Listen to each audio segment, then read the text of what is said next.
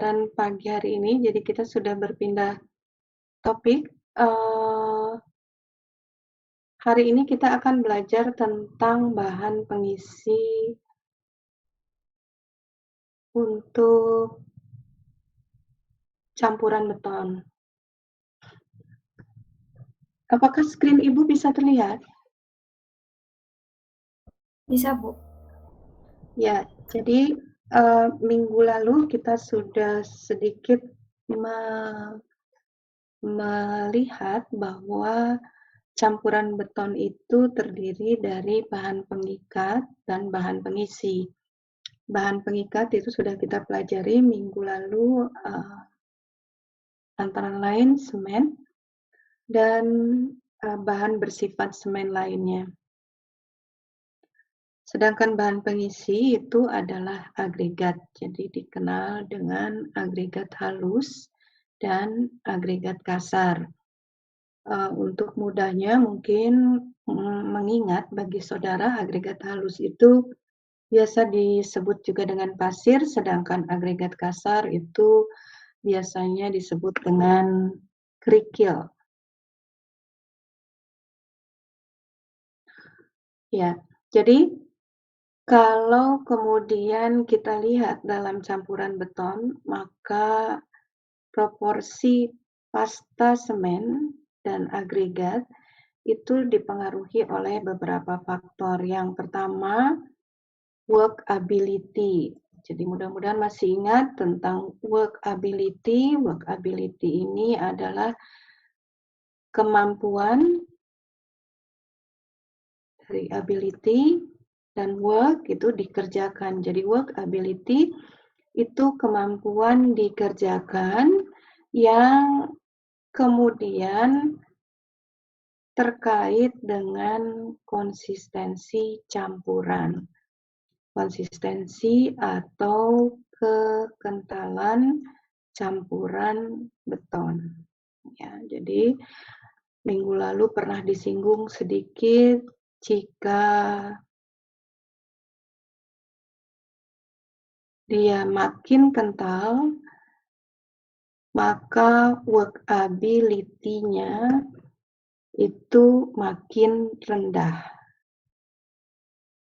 Atau sebaliknya, jika dia makin cair, maka workability-nya makin tinggi. Cair atau kentalnya campuran itu dipengaruhi oleh rasio antara air terhadap semen. Itu minggu lalu yang kita pelajari seperti itu ya. Kemudian faktor lainnya yang kedua di sini kekuatan dan ketahanan yang memadai. Dan yang terakhir tentunya biaya. Jadi pada saat kita membuat proporsi campuran beton, maka ketiga faktor ini yang harus kita perhatikan. Nah, minggu lalu kita belajar bahwa workability itu juga disesuaikan dengan jenis elemen struktur yang akan dicor ya atau akan dikerjakan. Untuk agregat sendiri, di dalam campuran beton agregat itu mengisi 70-75% volume beton. Dan agregat dalam hal ini dapat mempengaruhi kekuatan, ketahanan, tampilan struktural, dan ekonomi daripada beton yang akan kita buat. Ya.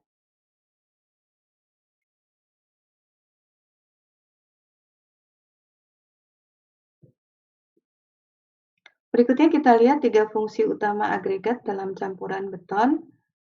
Yang pertama, dia sebagai partikel massa yang dapat menahan beban yang bekerja. Kemudian sebagai bahan pengisi yang relatif murah. Kalau kita kembali ke pembelajaran minggu lalu bahwa di antara bahan pembentuk beton yang paling mahal adalah semen tentunya. Ya, jadi Di sini bahan pengisi atau agregat itu dikatakan dia relatif murah. Berikutnya, mengurangi perubahan volume akibat proses pengikatan. Nah, kalau kita sudah bicara proses pengikatan, berarti yang harus saudara ingat itu adalah reaksi pada saat terjadi reaksi antara semen dan air gitu. Nah, jika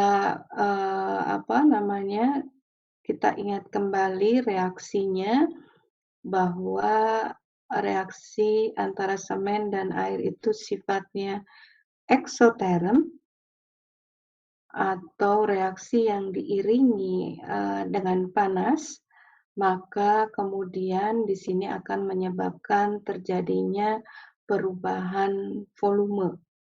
Jadi kalau makin besar proporsi semennya terhadap agregatnya, maka perubahan volume itu juga akan makin besar juga.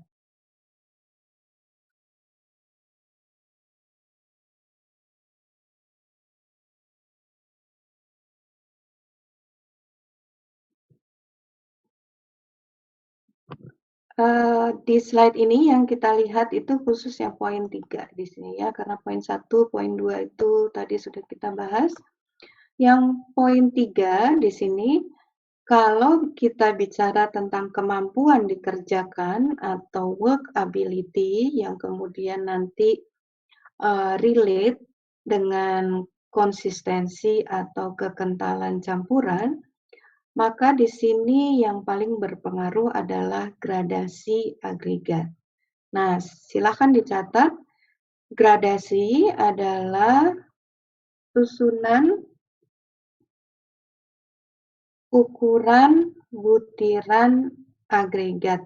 Jadi kalau ditanya gradasi itu, saudara sekarang harus paham bahwa yang dimaksud gradasi adalah susunan ukuran butiran agregat.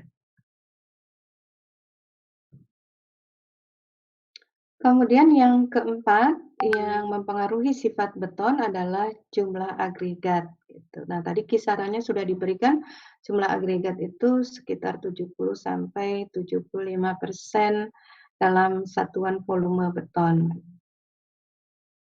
Nanti kita pelajari untuk gradasinya di slide berikutnya. Apa kemudian pengaruh jumlah agregat yang lebih tinggi pada satu satuan volume beton? Maka yang pertama di sini perubahan volume saat pengikatan dan pengerasan akan lebih kecil. Kemudian kekuatan dan ketahanannya akan bertambah. Yang terakhir tentunya karena jumlah agregatnya lebih tinggi, kita bisa mengurangi jumlah semennya, maka biayanya tentunya lebih rendah.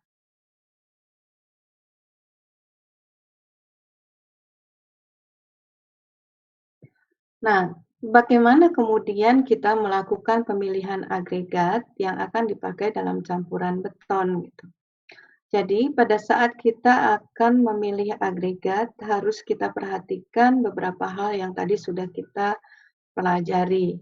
Yang terutama adalah karakteristik agregatnya dan yang kedua gradasi atau susunan ukuran butiran agregat. Gitu, ya. Agregat dalam hal ini juga pada saat kita pilih, kalau bicara tentang karakteristik, maka semua harus mengacu kepada ketentuan standar. Ya. Jadi kalau saudara baca di sini pemilihan agregat, maka di sini yang kita pakai adalah standar. Standarnya nanti bisa kita pakai berbagai macam standar yang ada. Hanya tentunya harus sesuai apa yang kita pilih dengan agregat yang ada. Nah, sehingga dengan demikian jika ada kata pemilihan itu artinya bahwa tidak semua agregat itu bisa dipakai sebagai bahan pengisi. Kalau dilihat dari sisi fisiknya, fisik agregatnya di sini, maka ada karakter fisik agregat yang kemudian bisa menyebabkan susut kembang pada beton, yaitu kalau dari sisi apa namanya fisiknya terhadap beton. Kemudian kalau kita lihat dari sisi kimianya, maka ada agregat yang dia bisa menimbulkan reaksi alkali agregat. Reaksi alkali agregat ini minggu lalu sudah kita bahas, ya, sudah kita bahas pada saat membahas apa namanya semen. Jadi ada kemudian agregat yang dia reaktif terhadap alkali yang ada di dalam semen. Berikutnya di sini ada juga agregat yang dari sisi termal, karakteristik termal, itu dia bisa menyebabkan ekspansi terhadap beton. Jadi ini kenapa kemudian pada saat sebelum dilakukan mix design, campuran beton, itu kita harus melakukan pengujian karakteristik agregat yang akan dipakai. Jadi sekali lagi pengujian tadi itu untuk melakukan atau meninjau pemenuhan agregat terhadap standar yang akan kita pakai. Gitu ya.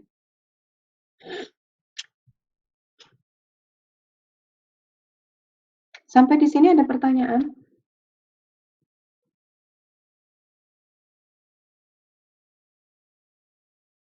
Ya, apakah bisa dipahami?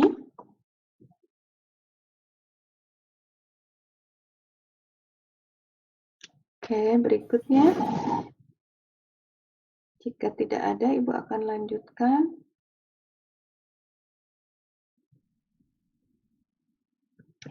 Ya, kalau dilihat dari sumbernya, maka agregat itu diklasifikasikan menjadi dua.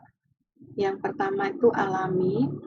Jadi alami itu dia berarti deposit alami, itu sering sudah kita lihat. Contohnya adalah pasir, kerikil, batu pecah, itu adalah agregat alami. Tapi ada juga agregat yang buatan, artinya dia hasil produksi gitu ya. Contohnya blast furnace slag itu adalah sebetulnya tidak murni produksi ya. Yang namanya blast furnace slag ini asalnya itu limbah pabrik baja, limbah dari tungku pabrik baja, tapi kemudian diolah sedemikian sehingga dia bisa dimanfaatkan sebagai bahan pengisi dalam campuran beton gitu. Mengapa kemudian dia harus diproduksi kembali? Karena slag yang didapat dari tungku pabrik baja itu biasanya ukurannya besar-besar. Jadi seperti halnya batuan alami pada saat mau dipakai untuk campuran beton itu harus dipecah lagi. Nah, blast furnace slag ini juga perlu melalui proses apa namanya grinding gitu ya untuk mendapatkan ukuran yang lebih sesuai untuk campuran beton. Kemudian contoh yang kedua di sini expanded perlite. Jadi kalau ada kata expanded di sini, itu artinya produksinya melalui proses pemanasan. Dan ini biasanya diperoleh dari bahan-bahan yang sifatnya seperti clay atau tanah liat. Jadi kalau tanah liat itu diberi treatment pemanasan pada suhu tertentu, maka kemudian dia akan, mengembang gitu ya volumenya.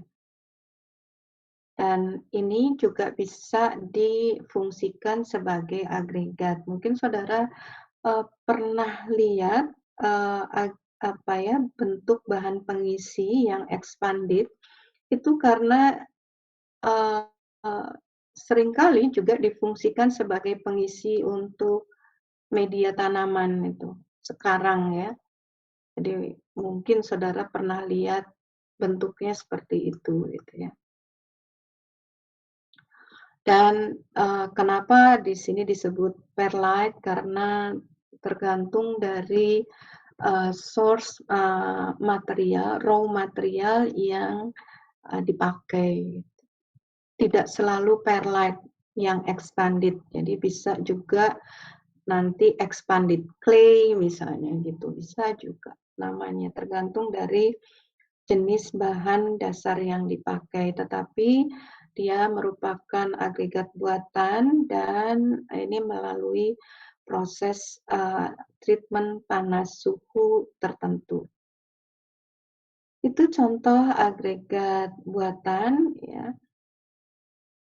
Nah, kalau dari sisi, originnya atau asalnya, itu secara petrologikal dibagi menjadi 3, ada ya batuan igneous, kemudian batuan sedimentasi, dan ada batuan metamorfik. Jadi, kalau ini adalah klasifikasi sesuai dengan originnya, ya, origin dari batuannya. Di bawah itu saudara bisa lihat contoh misalnya yang kiri, paling kiri itu adalah contoh batuan igneous. Kemudian yang tengah itu adalah contoh dari, batuan sedimentasi, yang paling kanan itu adalah, contoh dari batuan metamorfik. Jadi penjelasannya di sini cukup jelas kalau saudara lihat misalnya igneous itu terbentuk dari pemadatan lava. Lava sendiri kita tahu berasal dari mana, dari uh, gunung berapi gitu ya, muntahan gunung berapi. Jadi yang kemudian mengendap sehingga kemudian dalam waktu tertentu dia terbentuklah batuan yang disebut igneous. Jadi ya penjelasannya bisa saudara pelajari dengan mudah. Atau misalnya di sini yang kedua sedimentasi itu karena adanya paparan cuaca, contohnya limestone atau batu kapur. Itu cara klasifikasi agregat menurut apa origin secara petrologikal.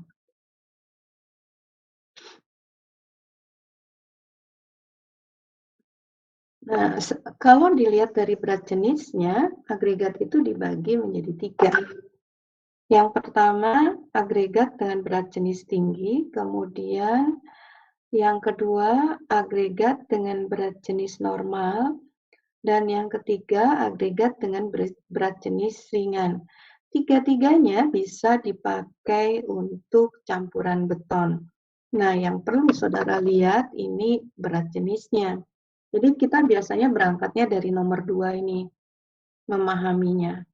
Berat jenis normal, jadi agregat dengan berat jenis normal. Contohnya itu apa? Kerikil, pasir, batu pecah, itu adalah agregat yang memiliki berat jenis normal. Dikatakan normal jika berat jenisnya itu memiliki kisaran antara 2,4 sampai 2,8 gitu. Baru dari sini kemudian kita lihat, kalau yang berat jenisnya tinggi itu yang mana? Artinya adalah agregat yang memiliki berat jenis lebih dari 2,8. Contohnya hematite, magnetite itu adalah agregat dengan berat jenis tinggi. Nanti Kita lihat nih hematite itu contohnya seperti apa gitu ya. Kemudian yang nomor 3, setelah itu kita lihat kalau agregat yang berat jenisnya ringan apa? Tadi contohnya yang expanded tadi. Karena dia pada saat produksinya dia mengembang volumenya, maka kemudian dia memiliki berat jenis yang ringan ya. Jadi kategorinya di sini jika berat jenisnya lebih kecil dari 2,4. Nah, kita punya 3 pemahaman di sini, tinggi, ya, normal,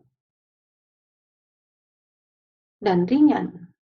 Sehingga jika kita aplikasikan masing-masing ke dalam campuran beton, nanti karakter betonnya juga akan mengikuti. Ya.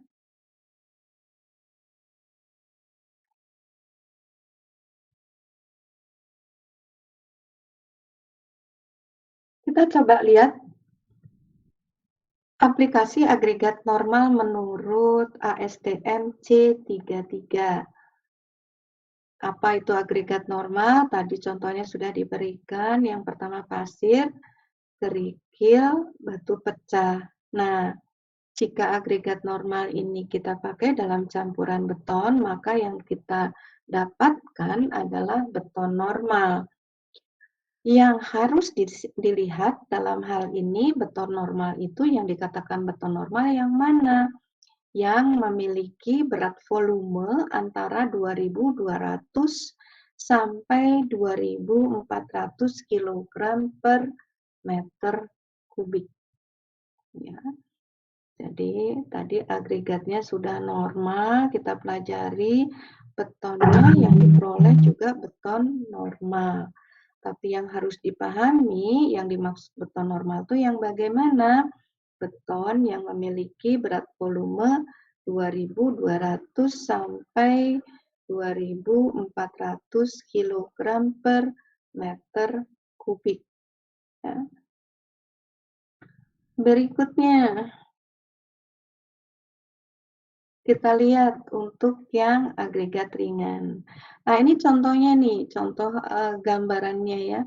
Agregat ringan tuh seperti ini contohnya. Gambarannya ini yang dikatakan misalnya expanded clay. Jadi bisa di sini kalau materialnya berbeda, misalnya asalnya material dasarnya adalah shell, maka namanya expanded shell. Kalau kita dapatkan dari slate, maka namanya expanded slate, gitu ya. Atau jika kita dapatkan dari slag, maka namanya expanded slag. Ini contoh dari expanded slag. Nah, untuk agregat ringan yang dipakai dalam campuran beton, nanti yang kita hasilkan adalah beton ringan. Nah, sama seperti tadi, yang harus kita pahami apa yang dimaksud dengan beton ringan. Dengan demikian, di sini dijelaskan bahwa beton ringan kalau dilihat dari berat volumenya, maka berupa beton yang berat volumenya adalah 1.350 sampai 1.850 kg per meter kubik, gitu ya. Jadi nanti kalau saudara ditanya atau kemudian saudara ingin membuat beton ringan, maka acuan dari berat volume ini saudara harus penuhi. Jika misalnya saya ingin buat beton ringan, tapi ternyata pada saat dicek berat volumenya 2.300, nah tidak bisa dikategorikan beton ringan gitu ya, karena belum masuk di dalam klasifikasinya. Berikutnya tentunya kita akan lihat, ini masih belum agregat dengan biji tinggi, ini masih agregat ringan. Nah, contoh yang saudara lihat di sini Ini adalah contoh yang agregat ringan tapi bukan buatan. Jadi, kalau saudara lihat di sini ada pumice, skoria, kemudian ada vermiculit, ada diatomite, itu, eee, dia agregat ringan yang contohnya misalnya pumice ini dia bukan buatan, tapi dari source-nya, dari sumbernya dia sudah berupa agregat ringan. Ya, nanti kita lihat sama-sama nih pumice nih, bagaimana bentuknya ya. Nah, di sini dia juga akan menghasilkan beton ringan, tetapi lebih rendah lagi berat volumenya. Jadi kalau saudara lihat ini antara 250 sampai 1450, dan ini biasanya dipakai atau difungsikan sebagai insulasi atau pembatas gitu ya. Oke, kita lihat dulu yang agregat dengan berat jenis tingginya. Nah, menurut ASTM C637 di sini agregat berat itu contohnya misalnya hematite, terus apa ini, ada iron misalnya gitu ya, atau besi misalnya. Kemudian ada magnetite, ada barit misalnya gitu ya.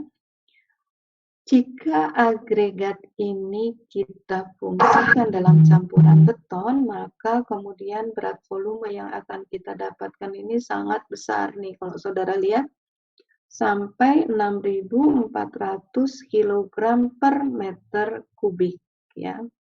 Tetapi tentunya pemakaian agregat berat ini disesuaikan dengan fungsi strukturnya.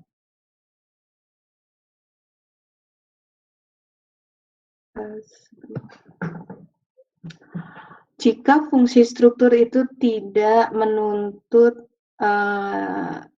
aplikasi dari agregat yang memiliki berat jenis berat, maka jangan dipakai tentunya. Karena agregat dengan berat jenis tinggi ini harganya mahal gitu ya. Tetapi peruntukannya memang sesuai. Contoh misalnya kalau saudara lihat di sini ada tulisan iron atau besi. Biasanya iron yang difungsikan di sini dia sudah dibentuk gitu ya, bulat-bulat seperti itu. Nah, untuk apa misalnya itu? Struktur yang memakai besi sebagai bahan pengisinya. Contohnya adalah bangunan untuk instalasi nuklir misalnya, itu ya, karena dia diperlukan untuk menahan radiasi. Maka di sini diberi pengisinya adalah agregat dengan berat jenis yang tinggi gitu. Nah, kalau saudara bayangkan tentunya besi dipakai sebagai bahan pengisi, maka jatuhnya akan mahal. Tetapi memang dia dipakai karena diperlukan. Itu contohnya, ada pertanyaan sampai di sini?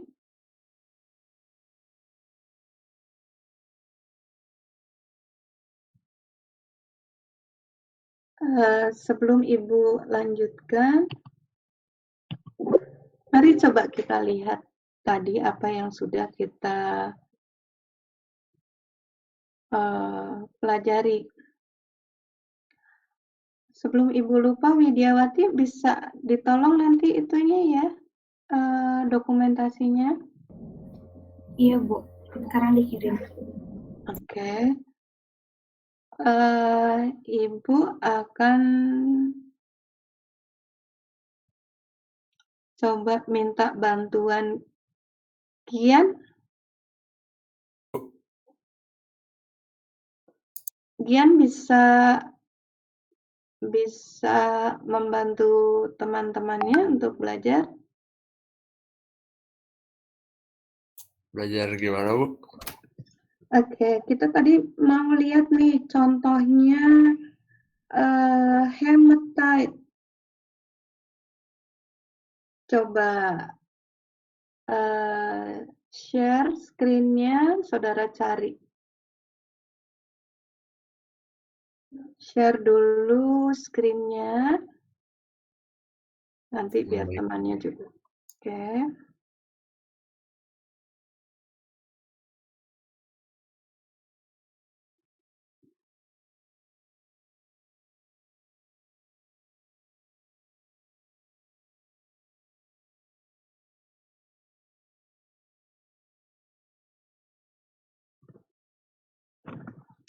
Kata kuncinya Ibu berikan di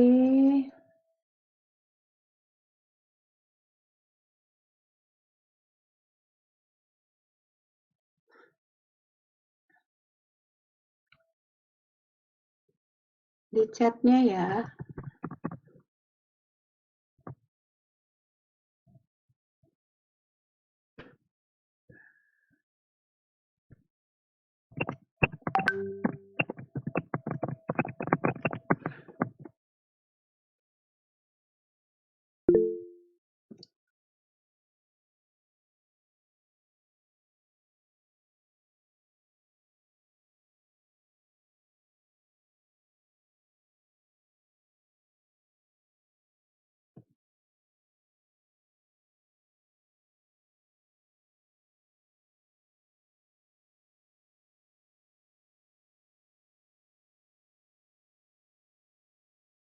Oke, bisa diambil gambarnya?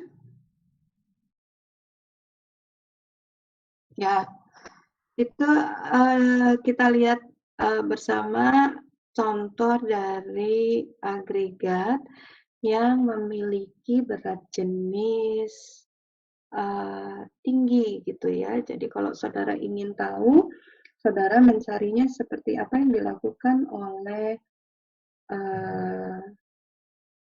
Gian ya. Berikutnya coba dicari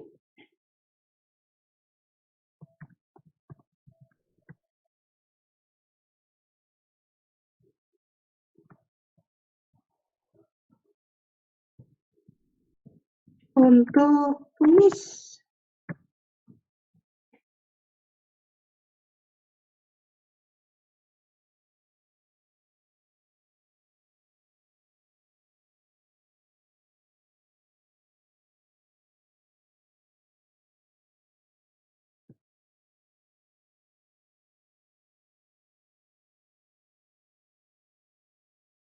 Ya,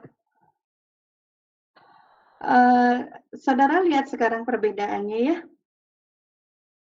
Kumis itu kenapa kemudian dia dikategorikan menjadi agregat dengan berat jenis ringan. Jadi kalau tadi kita lihat yang hematite, itu kan batuannya padat gitu ya.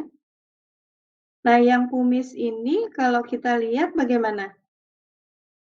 Dia banyak memiliki rongga ya. Sehingga dia dikatakan atau diklasifikasikan agregat dengan berat jenis ringan gitu. Tetapi coba ambil Wikipedia-nya itu.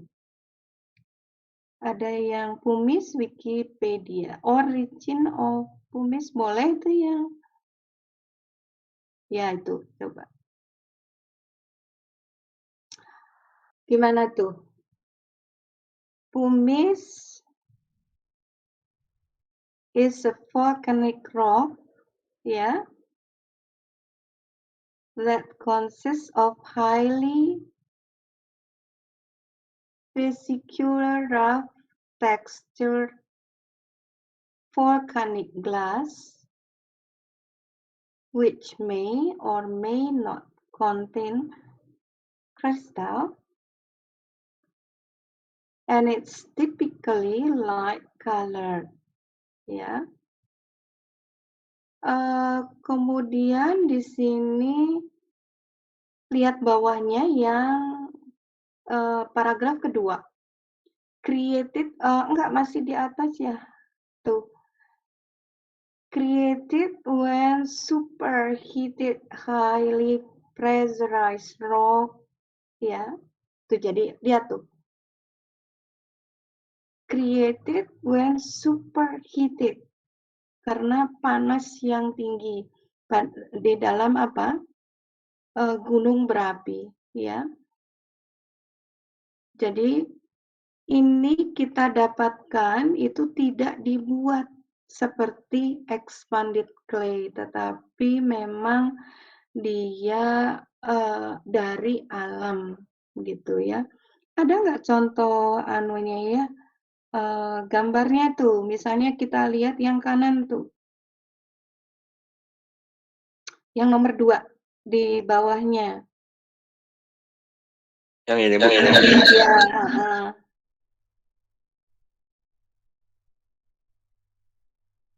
ya, itu contohnya di mana tuh? Ozemaya River gitu ya. Di mana itu? Rusia. Gitu. Itu contohnya. Jadi saudara bisa bayangkan bahwa yang namanya humis itu dia agregat yang didapat dari alam, tetapi dia berat jenisnya ringan gitu ya. Jadi ini adalah cara membantu saudara untuk lebih menyenangi belajar agregat. Karena terus terang yang namanya material bangunan gedung, mata kuliah ini, itu adalah mata kuliah yang sifatnya teori, sehingga jika saudara belajar hanya dengan cara menghafal, saudara akan bosan, ya. Nah, caranya untuk bagaimana saudara bisa lebih lebih menyenangi mata kuliah ini, coba dengan cara ini, sehingga kemudian saudara bisa memiliki rasa ingin tahu yang lebih besar lagi. Gitu. Itu Ibu hanya membantu saja bagaimana saudara belajar lebih dalam lagi tentang material yang kita bahas hari ini. Terima kasih Gian sudah membantu. Baik, Bu. Ini stop sharing aja, Bu. Iya. Baik, Bu.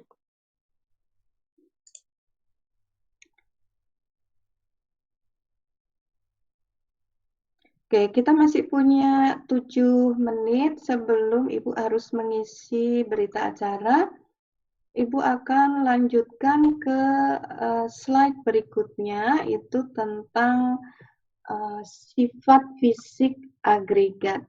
Ya. Nah, saudara lihat di sini sifat fisik itu ada beberapa macam. Yang dari A sampai G, yang tadi sudah dibahas bahwa sifat fisik ini harus terpenuhi pada saat kita akan membuat campuran beton. Nah, yang dikatakan terpenuhi tadi jika dia sesuai dengan ketentuan standar. Jadi kalau saudara lihat di sini ada ukuran butir, gradasi, kebersihan, kekerasan, bentuk partikel, tekstur permukaan, kemudian yang terakhir penyerapan, ini semua ada ketentuannya di standar gitu ya. Standar apapun yang saudara pakai. Sehingga biasanya kita lakukan pengujian untuk poin A sampai G ini sebelum kita membuat atau menghitung proporsi campuran beton. Ya. Oke, yang pertama kita lihat ukuran butiran. Ya, kalau ukuran butiran udah jelas namanya ukuran butiran, berarti kalau saudara lihat gambarnya saja ya, dari gambarnya aja. Pada saat kita mempunyai segenggam agregat, itu tentunya ukurannya akan berbeda-beda gitu ya. Relatif berbeda-beda, ada yang kecil, ada yang besar gitu. Jadi dari situ kita tahu bahwa apakah dia dari alam, agregat alami, atau agregat buatan, itu ukuran butirannya bermacam-macam. Sepertinya Ibu harus mengisi dulu ininya biar enggak lupa. Masih 7.45. Ya, Ibu akan seperti ini aja dulu biar jamnya tidak terlewat. Coba saudara lihat nih. Agregat dengan permukaan yang luas memerlukan jumlah air yang lebih banyak. Kalimat yang merah dulu, ya. Kira-kira menurut saudara, agregat yang bagaimana yang memiliki permukaan butiran yang luas? Kalau dilihat dari ukurannya, apakah yang ukurannya kecil atau yang ukurannya besar? Siapa yang mau berkontribusi? Agregat dengan permukaan butiran yang luas itu agregat yang ukurannya kecil atau yang besar? Ya, silakan. Siapa? Besar. Yang besar. Yang besar. Coba kita lihat dari kelas ya, kalau Ibu ingin lihat, Ibu bisa raise hand. Ibu mau lihat nih, berapa orang yang ukuran besar? Ayo.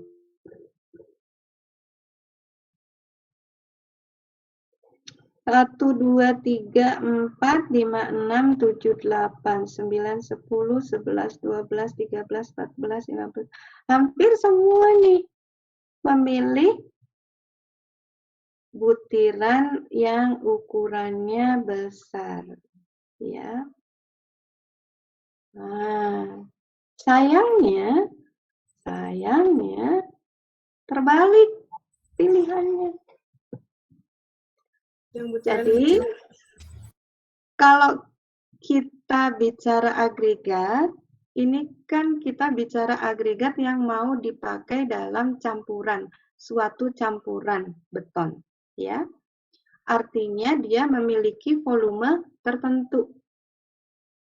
Jadi, yang kita bahas adalah agregat dalam suatu volume, bukan satu butir agregat. Ya, silakan nih sambil Ibu mengisi berita acara.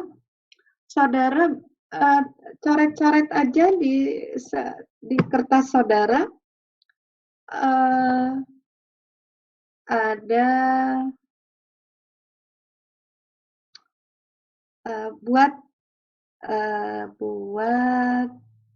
segi 4, ukurannya misalnya katakanlah 20 cm kali 20 cm misalnya ya, segi 4-nya. Kemudian buatnya 2 macam, yang 2 segi 4, yang satu saudara beri ukurannya kecil butirannya ya, yang satunya butirannya besar. Kita lihat nanti sama-sama setelah Ibu mengisi berita acara. Silakan saudara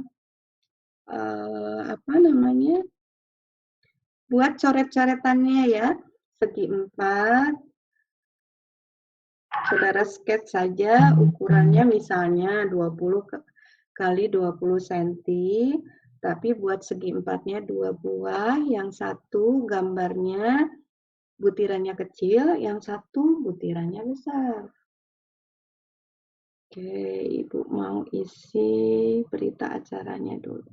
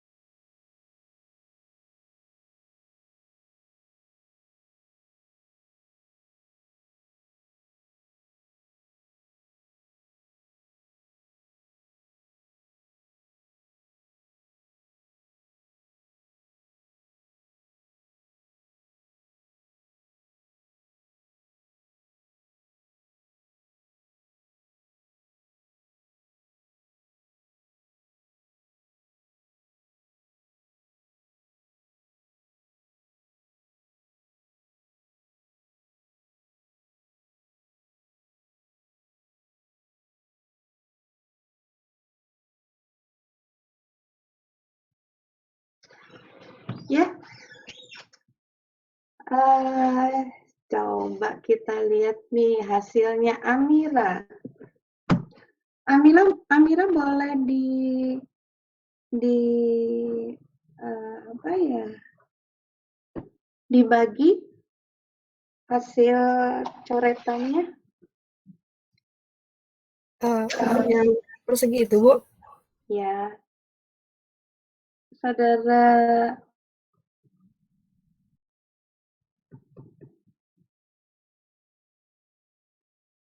difoto aja. Kemudian saudara share.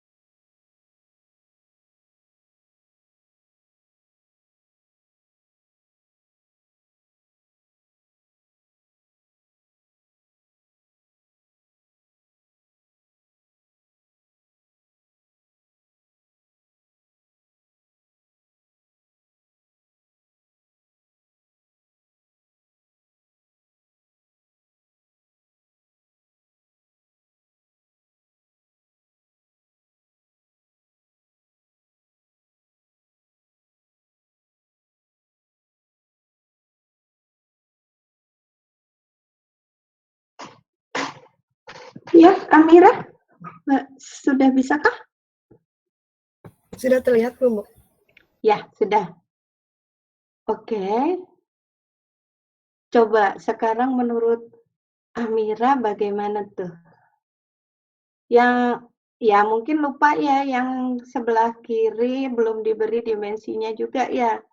Kita kan sedang bicara untuk dimensi yang sama gitu ya. Jadi harusnya ini Amira lupa memberi dimensi, yang kiri juga 20 cm kali 20 cm gitu ya Amira ya.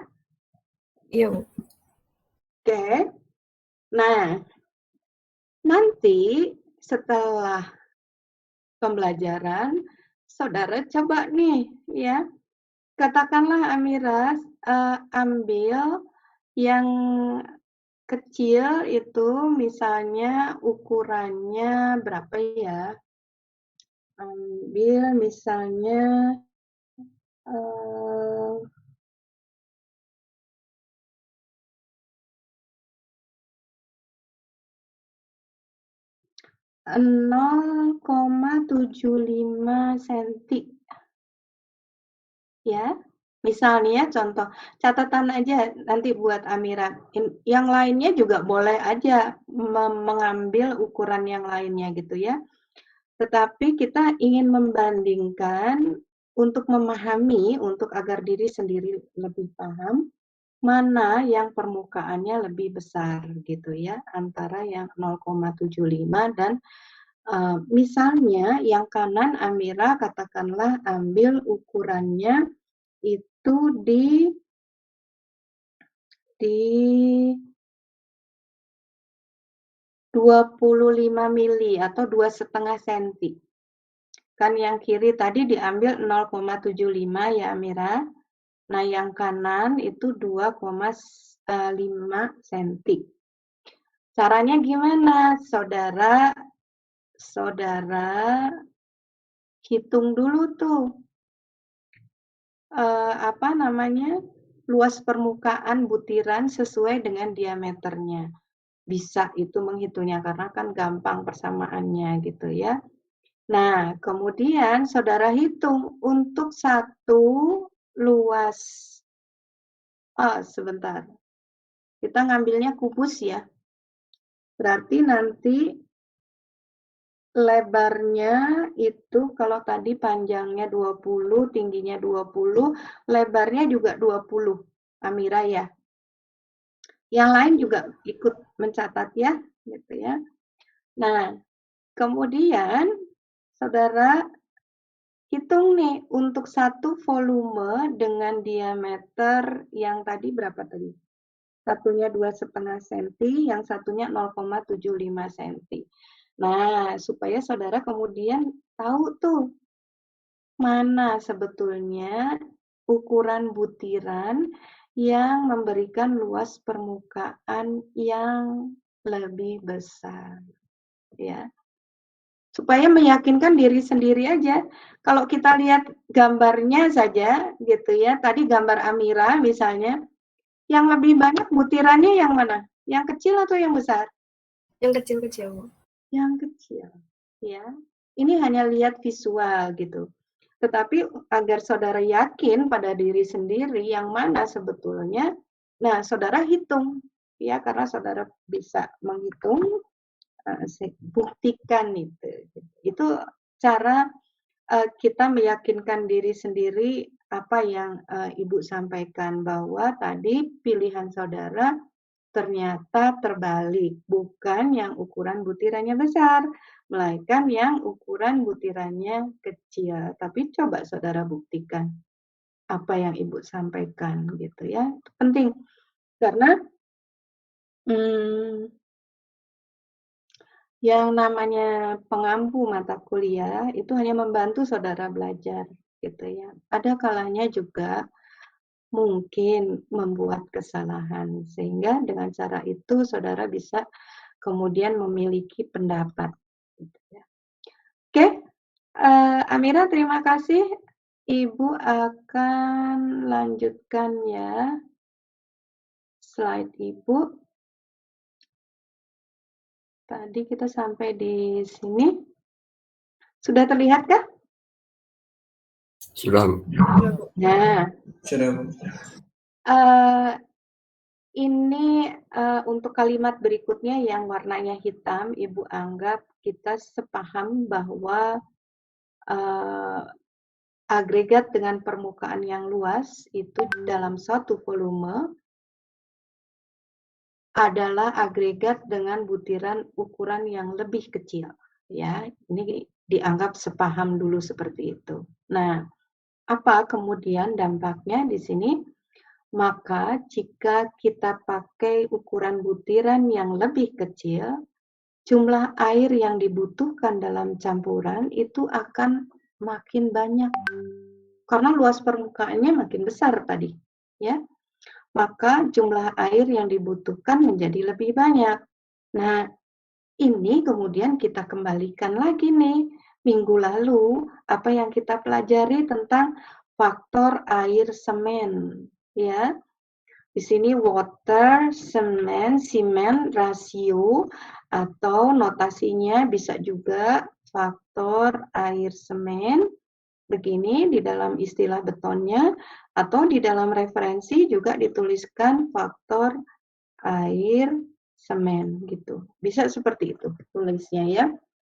Tetapi sekarang kita paham bahwa jika jumlah air yang kita butuhkan atau kita pakai banyak dalam campuran beton karena agregatnya memiliki ukuran butiran yang kecil, maka di sini berikutnya dampaknya apa nih? Kuat tekan betonnya cenderung lebih rendah.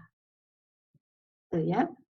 Nah, ini adalah pemahaman dari tadi yang kita coba pelajari tadi ya. Bahwa ternyata kalau kita paham dampak dari pemakaian ukuran butiran agregat dalam suatu campuran beton, maka akan mempengaruhi kuat tekan beton yang kita buat. Tuh ya. Tuh. Tetapi urutan berpikirnya harus tahu. Jadi tadi kita bicaranya tentang ukuran butiran. Yang pertama ya, ukuran butiran. Berikutnya kemudian ukuran butiran ini kita kaitkan dengan apa tadi? Luas permukaan ya, luas permukaan butiran. Tetapi kita bicara luas permukaan ini dalam suatu volume ya, jangan lupa dalam suatu volume. Permukaan per volume. Berikutnya, hubungannya lagi dengan apa? Jumlah air. Ya, jumlah air campuran.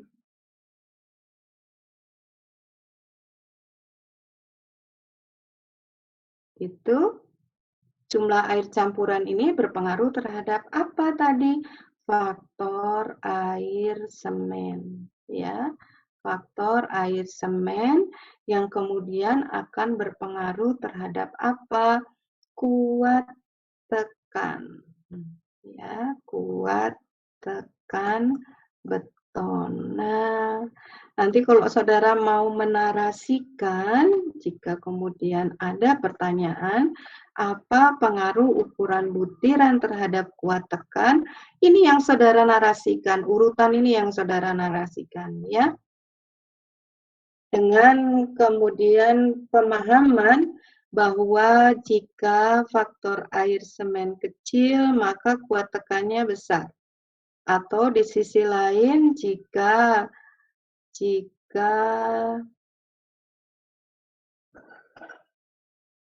faktor air semennya besar, berarti kuat tekannya kecil.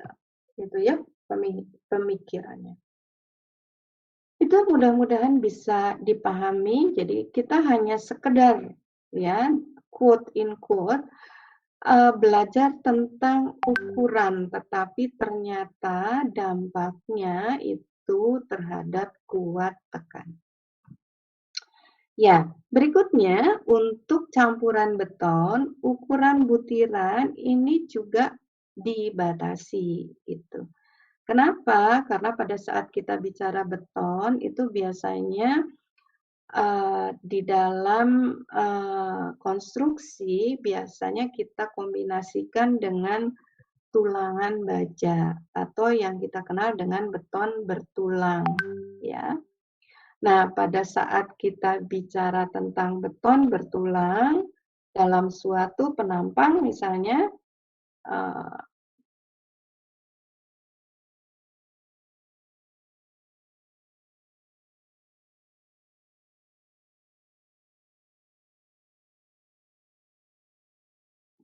Ibu mau coba gambarkan penampang.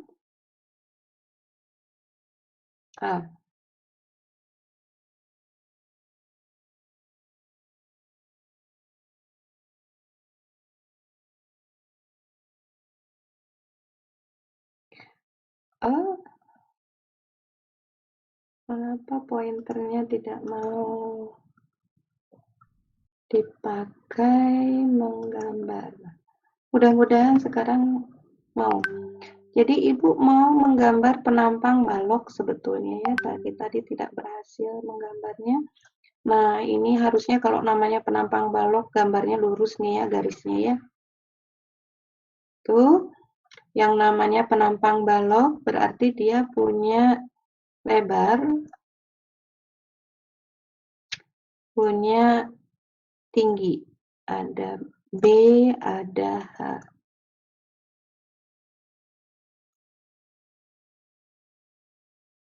Nih. Kemudian kalau kita bicara tentang beton bertulang, Ibu akan gambarkan tulangannya pakai warna merah. Ini tulangan yang ada di dalam penampang balok.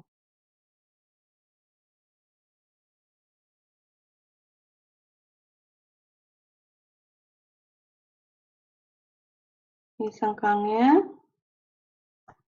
Kemudian ini tulangan memanjangnya. Yang bagian atas ini gambarnya tidak bagus ya.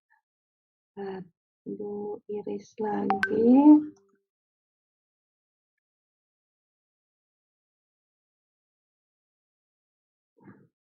Ini tulangan memanjang yang bagian bawah.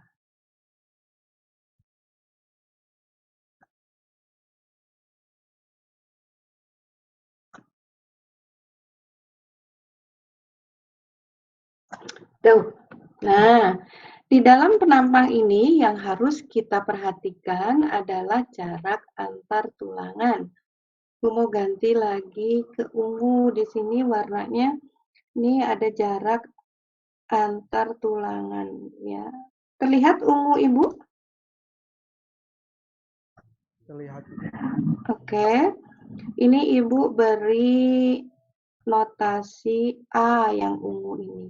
Ini adalah jarak antar tulangan, ya.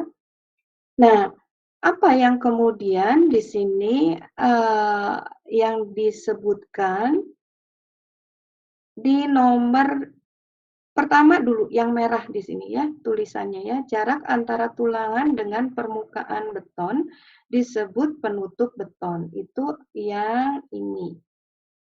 Dari tulangan ke permukaan beton, ini yang disebut dengan penutup beton, atau Ibu tulis di sini M misalnya ya. Penutup beton ini biasa juga dikenal dengan selimut beton. Nah, ini dikatakan harus diperhitungkan karena adanya kemungkinan agregat yang terjebak. Jadi kalau misal nih, katakanlah M-nya itu Ibu ambil 2 cm misalnya ya, atau 20 mili. Misal nih ya, misal. Kemudian agregatnya yang paling besar ukurannya atau ukuran butir maksimumnya Ibu ambil misalnya 37,5 mili. Ini yang dipakai. Nih, pada saat dia di dalam suatu campuran, kemudian kita masukkan ke dalam cetakan beton dengan ukuran B kali H, seperti yang saudara lihat, maka kemudian dia bisa terjebak di dalam bekistingnya. Karena ukuran dari bekisting terhadap tulangannya cuma berapa nih? 2 cm. 2 cm, sedangkan agregat yang kita pakai memiliki ukuran butir maksimum berapa? 3,75 cm. Akibatnya dia kan ada kemungkinan terjebak nih di sini karena apa? Tidak bisa masuk ke bagian ini karena jaraknya hanya 2 cm. Itu yang merah ya, jarak yang dimaksud antar tulangan dengan permukaan beton atau yang dikatakan penutup beton atau selimut. Sama nih untuk yang hitam, penjelasan yang hitam kalimatnya jarak antar tulangan yang di sini Ibu tulis A. Kalau misalnya jarak antar tulangannya 30 mili atau 3 cm, sedangkan ukuran butiran maksimumnya kita pakai 37,5, maka dia tidak akan bisa mengisi di bagian A ini. Sama, nanti terjebak. Ya. Pada saat kita bicara agregat yang terjebak, artinya yang bisa masuk ke dalam bagian di antara tulangan atau bagian di antara tulangan dan permukaan beton adalah agregat dan pasta semen. Artinya agregat yang mana? Yang ukurannya kecil, misalnya pasir gitu. Jadi nantinya kalau ini Ibu ganti warnanya jadi hijau di sini. Yang masuk ke dalam bagian ini yang hijau ini hanya mortar saja. Agregat kasarnya tidak bisa masuk. gitu ya, sebagian. Karena dia memiliki ukuran butir maksimum yang lebih besar. Jadi pada saat kita mau ngecor, itu kita juga harus baca gambar elemen strukturnya. Tidak asal membuat campuran beton. Bisa dipahami sampai di sini? Ada pertanyaan kah?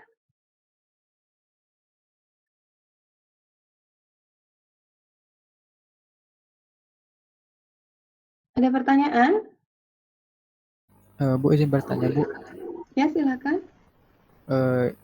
Jadi itu tuh bisa berpengaruh nggak Bu ke kekuatan beton nih?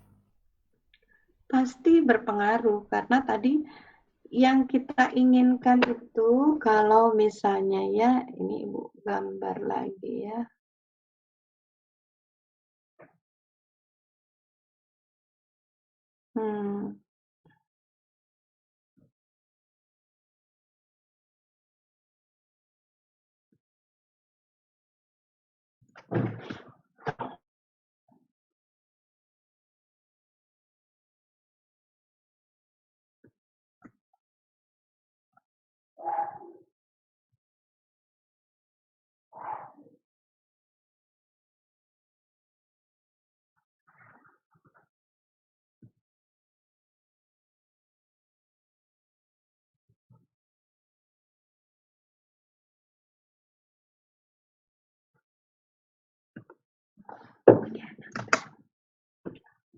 Ibu coba gambarkan lagi suatu penampang.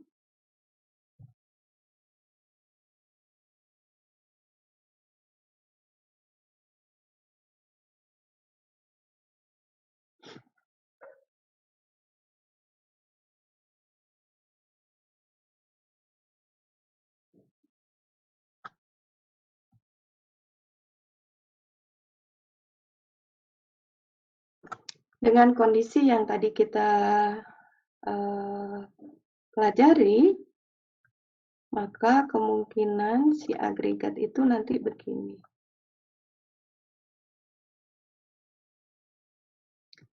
Dia bisa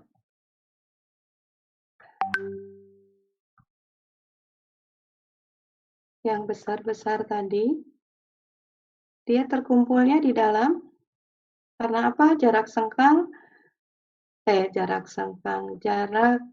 selimut betonnya itu tadi tidak masuk, ya.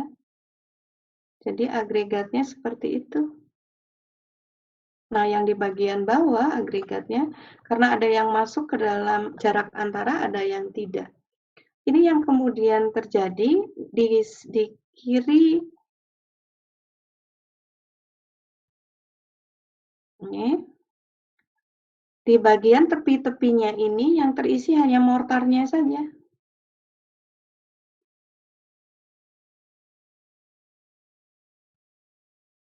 Sehingga apa? Tidak ada kontinuitas di dalam campuran betonnya. Gitu. Nanti kemana nih? Pada saat dia diuji tekan, ya, dia akan lebih rendah kuat tekannya. Karena apa? Dia tidak terdistribusi merata si agregatnya yang hijau ini. Paham ya? Paham Bu. Baik, ada pertanyaan lain? Bu izin bertanya. Ya, silakan. Kalau sudah terjadi seperti itu, apa yang harus dilakukan itu, Bu? Jadi sebetulnya tahapannya itu kalau di lapangan ya, pada saat kita mau memesan beton atau saat sebelum kita membuat adukan beton di lapangan, itu harus ada persetujuan dari pengawas ya. Jadi biasanya si pelaksana itu mengajukan usulan pekerjaan. Misalnya mau buat campuran beton, entah campuran betonnya diaduk di lapangan ataukah campuran betonnya pesan ke ready mix. Itu harus dapat persetujuan. Nah, pada saat mendapatkan atau mengajukan persetujuan tadi akan dilihat oleh pengawasnya. Sesuai nggak nih campuran yang dibuat dengan dengan elemen yang akan dicor gitu. Jadi hal seperti ini itu harus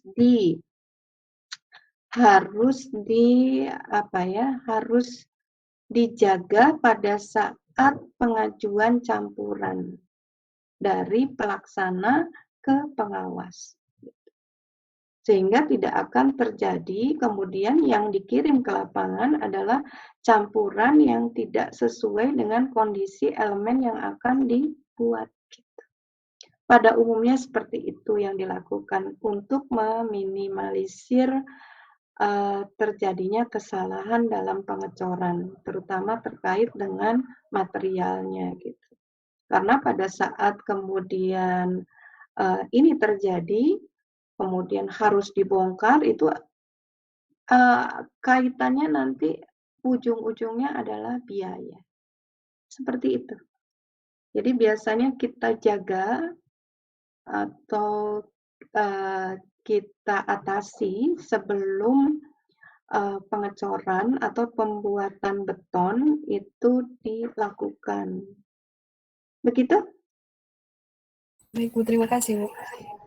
Ya, sama-sama. Jadi pada saat nanti saudara di lapangan, itu saudara harus paham bahwa tahapan tersebut, ya, tahapan pengajuan pembuatan campuran beton di lapangan itu sangat krusial. Karena dampaknya bisa seperti ini, ya, atau ujung-ujungnya biaya karena kesalahan produksi betonnya. Nah, ini yang saudara harus pahami. Jadi nanti kalau saudara punya kesempatan untuk PKL gitu, saudara amati nih gitu. Ada nggak sih tahapan itu, pengajuan itu gitu ya. Jadi itu untuk relate antara apa yang saudara pelajari hari ini dengan nanti kalau saudara PKL di semester 5 ya. Itu mudah-mudahan bisa dipahami. Ada pertanyaan yang lain? Oke, jika tidak ada, kita akan istirahat dulu ya sebelum melangkah ke slide berikutnya. Kita istirahat 30 menit. Gitu? Baik, Bu. Jadi kita akan kembali jam 8. Jam 9 nanti kita kembali ya. 22 sekarang tambah 30. Jam 9 nanti kita kembali lagi ya. Baik. Ya, silakan istirahat.